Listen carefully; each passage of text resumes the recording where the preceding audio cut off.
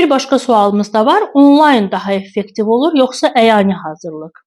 Oxuyan uşaq üçün, yəni məqsədi buraxılışda yüksək bal yığmaq, yəni abituriyentlə yüksək bal yığmaq, qəbulda yüksək bal yığmaq olan şagird üçün nə onlaynın, nə əyaniinin heç bir fərqi yoxdur. Məsuliyyətli şagird üçün təhsilin formasının bir fərqi yoxdur. Əgər şagird məsuliyyətlidirsə, inanın ki, yaxşı nəticə yığacaq.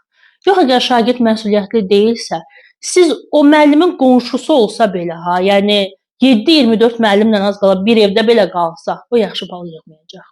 Yəni burada birinci rol şagirdin öz üzərindədir. Məsuliyyətli şagirdlə əyani hazırlığında effekti yaxşı olur, onlayn hazırlığında effekti yaxşı olur. Və onlaynı da təbii ki, müəllim düzgün təşkil etməlidir. Yəni WhatsApp-ı qoyub söhbət etmək onlayn dərs demək deyil. Onlayn dərsin özünün alətləri olmalıdır, qrafik planşeti olmalıdır. Onlayn dərsdə müəllimin səsini aydın ötürə bilən cihazlar olmalıdır.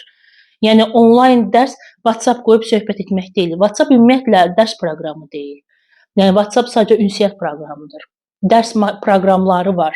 Zoom proqramı var, Google Meet var, orada elektron lövhə var. Siz qrafik planşetlə elektron lövhədə işləyirsiniz, onu ekranda uşaqlar görür. WhatsApp-da bunları heç bilmirəm, WhatsApp-da etmək olur yoxsa yox. WhatsApp-da ümumiyyətlə lövhə yoxdur, prosta mənim ekranı paylaşmaq olur yoxsa yox, çox söhbətləri bilmirəm də. Ona görə onlayn dərsi də keyfiyyətli şəkildə keçmək müəllimin də borcudur. Və keyfiyyətli keçilən onlayn dərsin əlbəttə yaxşı nəticələri də olur. Və onlayn da deyib keçməyim, çünki bölgələrimizdə olan şagirdlərimiz var. Onlar da yüksək bal yığmalıdırlar, onlarda yüksək bal yığmaq haqqı var.